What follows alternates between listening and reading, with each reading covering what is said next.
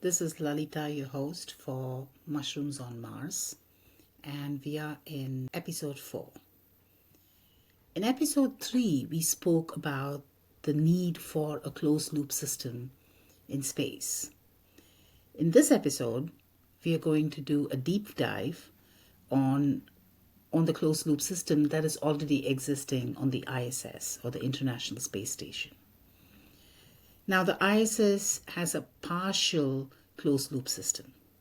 It is not a complete, it's not a full closed loop system, but it contains several components that aim to recycle water, oxygen, waste, etc., so that there is not that much of a reliance on resupply missions from Earth. Granted, they are going to need a lot of supplies from Earth that goes from Earth to ISS. But for a life support system, everything needs to be contained within that system. And that's why we have the closed loop system, which we discussed in episode 3. So for long duration space missions on Moon, lunar colonies, or maybe Mars, you can't keep relying on resupply missions from Earth. So the one that exists on the ISS right now, it involves several interconnected systems, and they manage air, water, waste, and environmental controls. So each one of these systems, they play a role in recycling essential resources like water and oxygen. So first, there's the one for water. It's called the Water Recovery and Recycling System. So the idea is that the crew can reuse water multiple times. So there's a lot of water that is used and expelled, and it is being recycled back. And it's from a variety of sources like urine, sweat and condensation, breathing. Even when we breathe out, water vapor is released in the air. Everything is collected. It's really, really important. And of course, it is recycled, it's purified, and it comes back.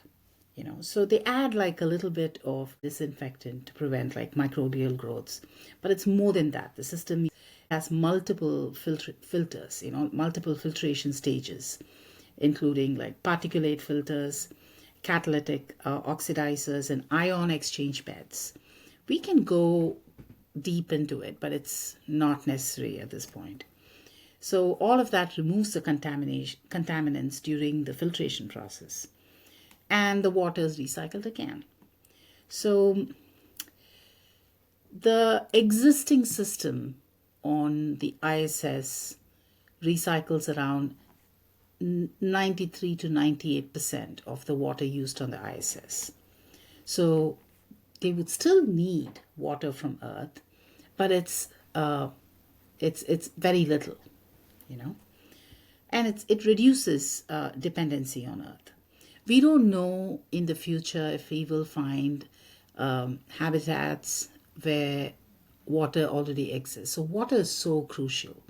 We keep saying, oh, Earth is mostly water, but only a fraction of it, only a small percentage of it can be used by us. So complete recycling is a challenge, because there's also the brine that is left over from the recycling system, especially when they recycle urine. So there's a lot of room for improvements, and it's an ongoing process. And the second one is the oxygen generation and CO2 removal. So this again is the ISS life support system. It manages the oxygen and CO2, and it removes the oxygen and it generates, it removes the carbon dioxide and it generates oxygen. So it does it through like various processes. So this again, it is it is working well, but this is very crucial because we need oxygen to survive. We need to breathe, So I'm sure that they're working on more advanced systems that would further recycle CO2, or they integrate plants in the system. This is where space gardening or space farming becomes crucial, because now you have a system that takes in the CO2 and it gives out oxygen. So it is like a match made in heaven, or rather, it was a match made on earth, right? So plants, integrating plants into the system is crucial. Third one is temperature and humidity control. It's important to manage temperature and humidity. And it's not just for the astronauts, it's also for all the equipment that is on the ISS. So the right kind of temperature, managing humidity, because there'll be condensation, because there'll be moisture in the air, and then there's humans breathing and sweat and all the activities. So in all of this, it's happening in microgravity. So that is a challenge, you know. And finally, waste management. So ISS produces all kinds of waste, including human waste, food scraps, packaging materials, equipment that has outlived its usefulness, all that stuff. So the human waste processing is separate, the solid waste disposal is different, and then of course there's like trash. So it is important to manage all of this. And finally, food production. So there's the veggie plant growth system. We discussed this. It's for growing plants, food in space.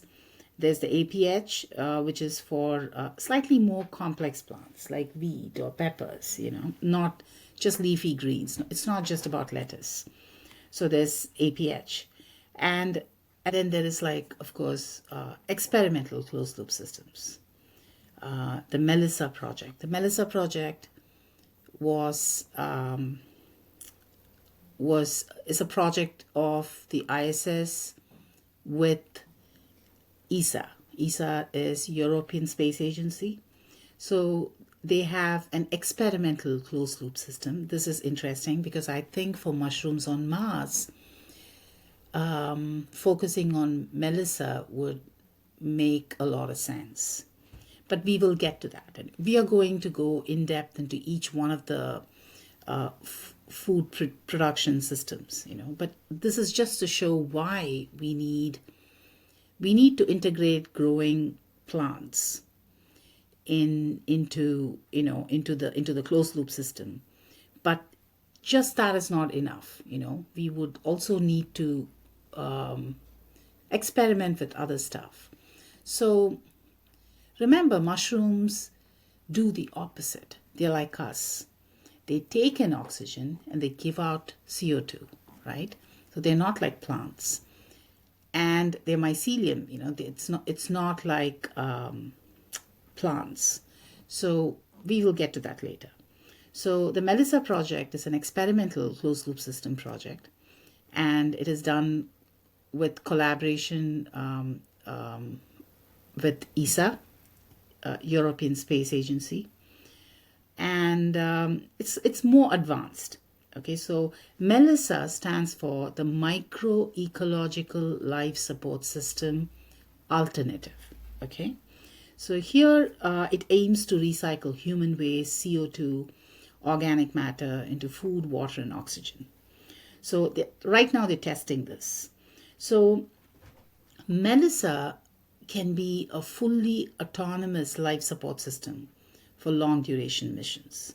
So they have multiple compartments with plants, bacteria, algae, and they process waste and provide essential resources.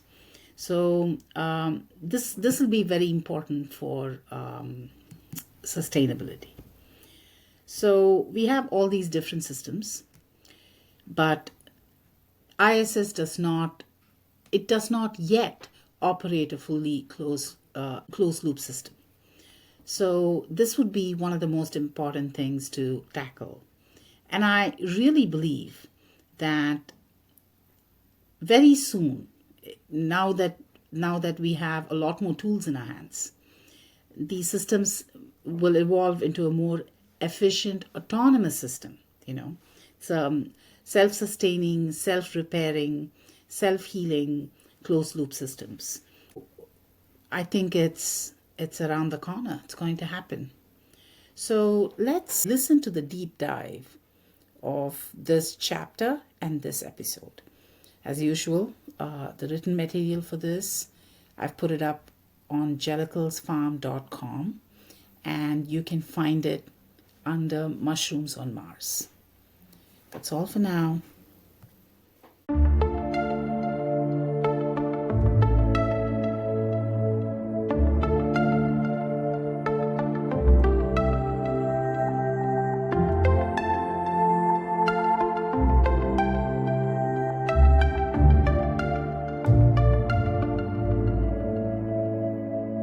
Welcome back to the deep dive.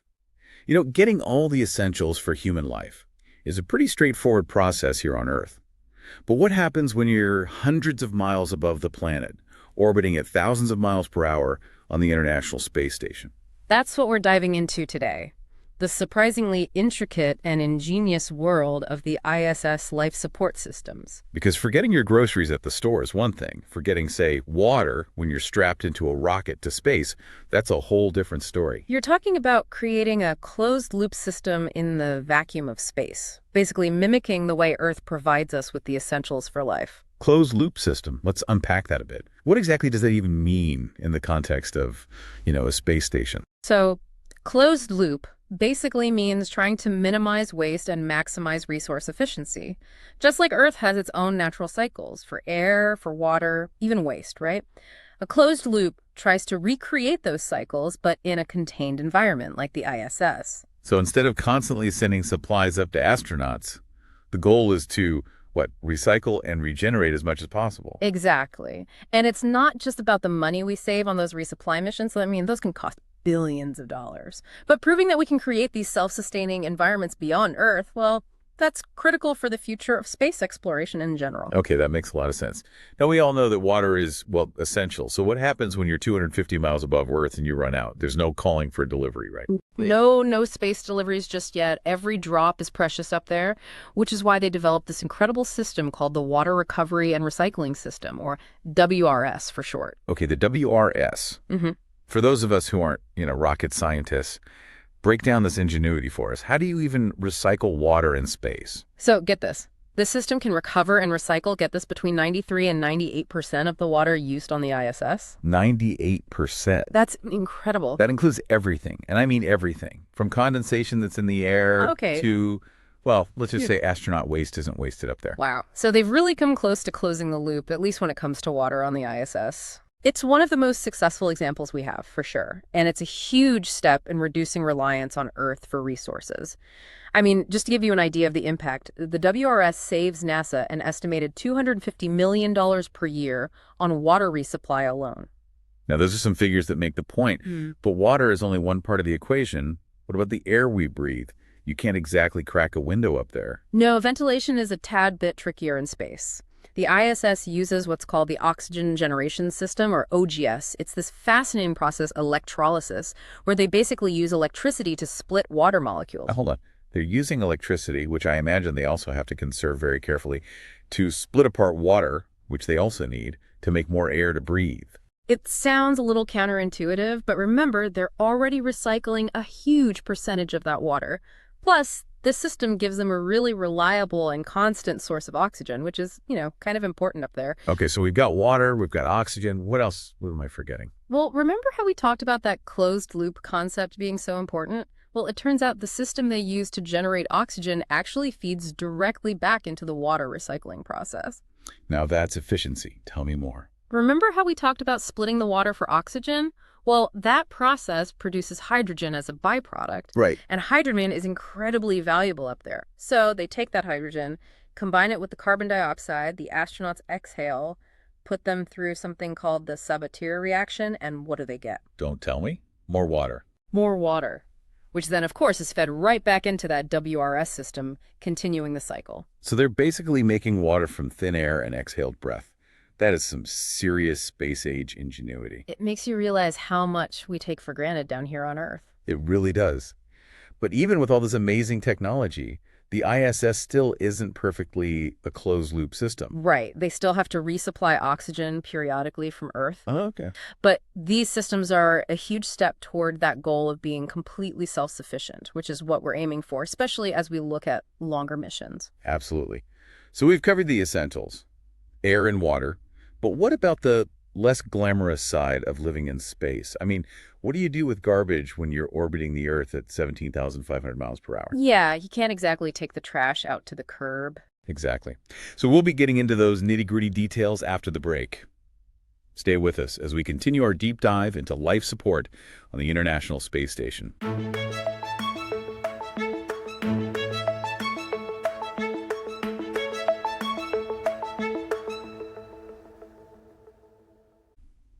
Before the break, we were painting a pretty impressive picture of how the ISS handles those vital resources like air and water.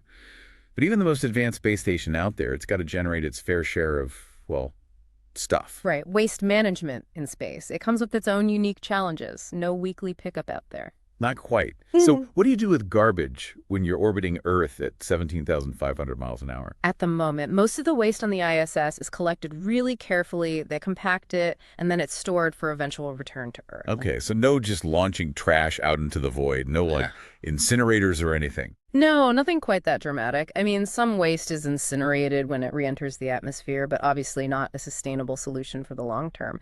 Especially as we look beyond, just low Earth orbit. The goal is to find ways to recycle and even repurpose all of that waste material into, well, useful resources. Turning trash to treasure in space. Okay, I like it. What's the long-term plan there?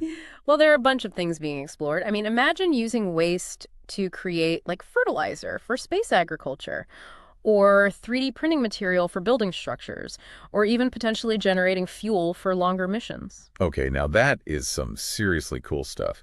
But let's shift gears just a little bit from waste to, well, I guess you could call it comfort. I mean, does the ISS have like its own climate control system? Absolutely. Managing the temperature and the humidity, I mean, it's crucial not just for like astronaut comfort, but also for all of the sensitive equipment on board. And remember, the ISS is going through these extreme temperature swings all the time. Right, because of the sun and then the Earth's shadow. Exactly. From searing heat to like frigid cold in a matter of moments. That's intense. How do they keep things stable in those conditions? The ISS uses something called the Environmental Control and Life Support System. Catchy. As catchy as the WRS. Rolls right off the tongue, right. Yeah. That's the ECLSS, and it's in charge of circulating air, filtering out any contaminants, and of course managing the temperature and humidity. And it's even more complex in space. What do you mean? Well, because there's no gravity, you don't have that natural convection. Oh, right. Like hot air rising and cool air sinking, that kind of thing. Exactly. So they have to kind of create their own systems to mimic that. Okay, that makes sense. So how do they keep the air from getting stale then in this closed environment? Well, the ECLSS uses a whole network of fans and filters to keep that air moving and to get rid of the carbon dioxide and other impurities. And sticking with that closed loop theme, even the condensation from the air is collected and routed back into, you guessed it, the water recycling system. Wow. It really makes you appreciate how much thought goes into every single detail of designing a habitat that can sustain human life in space. It really does. Absolutely. Speaking of pushing boundaries, I understand there are experiments going on right now on the ISS about actually growing food in space. There are. And it's not just about keeping those astronauts happy and well fed on those longer missions, though that's definitely part of it. Right. We've all experienced that hangry feeling. We'll be back after the break to explore this whole fascinating world of space farming and the surprising benefits it could have for us right here on Earth.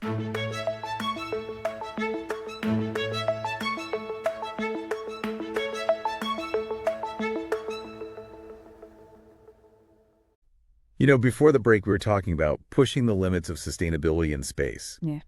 But now it's time to dig into something truly out of this world, growing food in space. It's like science fiction, right? It sounds like it, but it's becoming a reality on the ISS, yeah. And like you said, it's about way more than just keeping the astronauts fed on these missions. It is, yeah. I mean, we've all experienced that hangry feeling after one too many energy bars, right? Absolutely. You can't imagine craving fresh produce after months in space. It's a huge thing for physical and psychological well-being. I mean, fresh food, it has this enormous impact on morale. It's something that we, I think, often overlook when we think about space travel, being so challenging. Okay, so you sold me on the why. Tell me about the how. Are we talking like hydroponics, vertical farms, or are we talking like that Matt Damon movie, The Martian? Well, they haven't quite started cultivating potatoes on Mars just yet, but the ISS, they do have something called the Veggie Plant Growth System, Okay. and it's this compact unit, and they've successfully grown, lettuce, radishes, even a few flowering plants. Space flowers. Okay, that's got to be good for morale, I imagine, just a little splash of color. But seriously, how do you even begin to grow something in microgravity? It's really all about recreating those conditions that plants need, but in this completely foreign environment. So they use these special pillows that are filled with this clay-based growing medium, and then LED lights, to kind of mimic sunlight as best they can. And then, of course, you've got to manage the water delivery, the air circulation, all within the constraints of, well, no gravity. That is incredible. And also, like, incredibly complex. But Yeah. if we can figure this out, I mean, if we can really master the art of space farming, it kind of opens up the possibilities for like any kind of mission, right? It does. Imagine a future where our spacecraft have their own self-sustaining ecosystems. So not only do they provide nourishment, but they also provide that little connection to Earth for astronauts who might be millions and millions of miles away. Okay, that's the future I want to be a part of.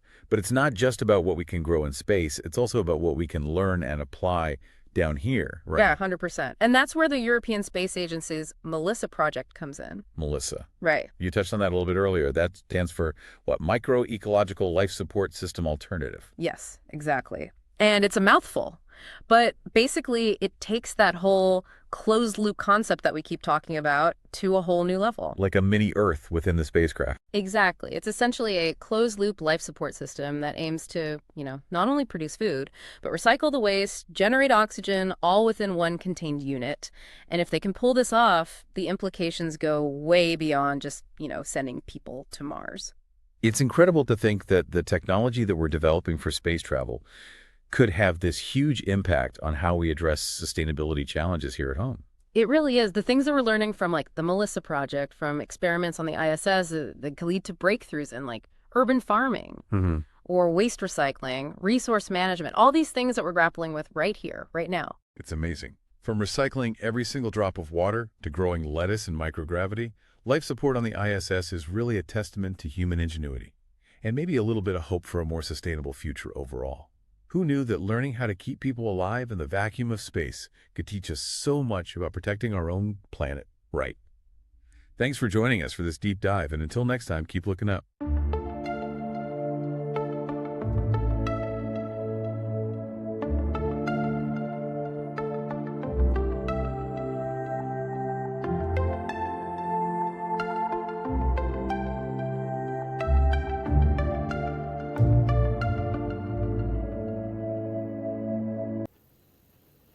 Okay, so that was a very concise deep dive, and it covered most of the points. It was mostly the superficial points. There's a lot of technical stuff that we can really dig deep into. We are going to get experts, and hopefully I can get someone on this show to explain each one of these technologies. Maybe someone from ESA or someone from NASA.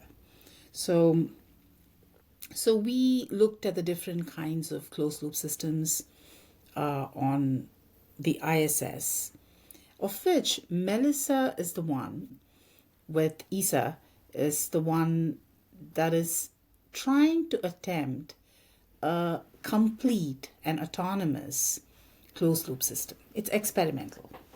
Now, what we are going to do is the plant growth system next. So we spoke about veggie, we spoke about the APH. So let's spend the rest of the episodes in this podcast exploring the food growth systems. And we will be talking about plants, not mushrooms yet. And the mushrooms will come. But let's understand how plants are grown. because we need to understand that before we move on to mushrooms on Mars. Goodbye now.